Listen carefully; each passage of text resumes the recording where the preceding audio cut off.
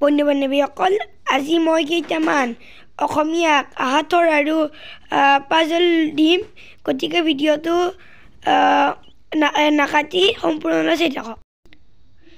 কাউৰী নহয় কিন্তু মুখখন ক'লা, সাপোন নহয় কিন্তু আছে দুখন জিভা, দুৰ্বনী নহয় কিন্তু পাঁচজন পতি, বাক্যৰে জনাই ৰাখোঁ তেওঁ মহাসতী।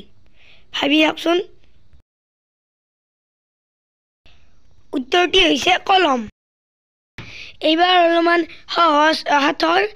গৰু নহয় কিন্তু ঘাঁহ খায়, পক্ষীও নহয় কিন্তু উৰি যায়। এবাৰ ভাবি চাওকচোন পাৰিবই। উত্তৰটি হৈছে ফৰিং।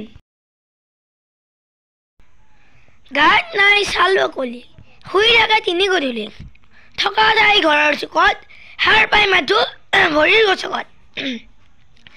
এই বস্তুটো কাৰোবাৰ ঘৰত আছে, আপুনি এবাৰ ভাবি চাওকচোন পাৰিবই। উত্তৰটি হৈছে ঢেঁকী। এইবাৰ মই কেইটামান পাজল দিম।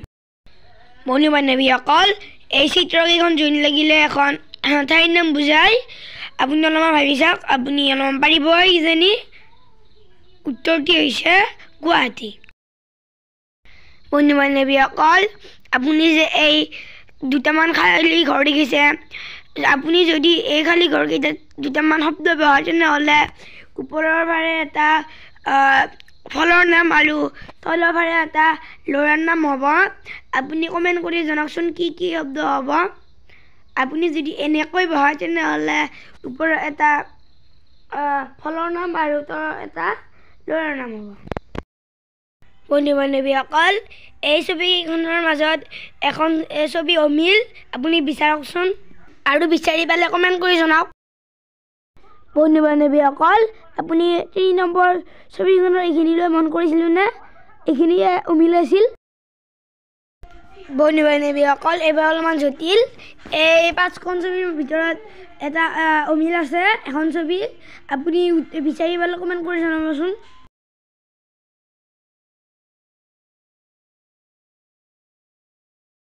বন্ধু-বান্ধৱীসকল আপুনি 4 নম্বৰ ছবিখনৰ এইখিনিলৈ মন কৰিছিলেনে?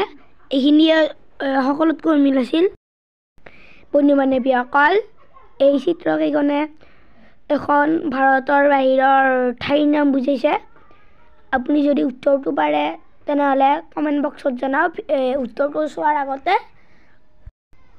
বন্ধু-বান্ধৱীসকল জাৰে জা আৰু পাতেৰে পাত হয়, কিন্তু অলপমান মই সেইটো খেলি মেলি লগা কৰি দিছোঁ। উত্তৰটো জাপান। বন্ধু-বান্ধৱীসকল আজি ভিডিঅ'টো ইমানেই। ভিডিঅ'টো ভাল পালে সকলোকে শ্বেয়াৰ আৰু চেনেলটো ছাবস্ক্ৰাইব কৰি দিব।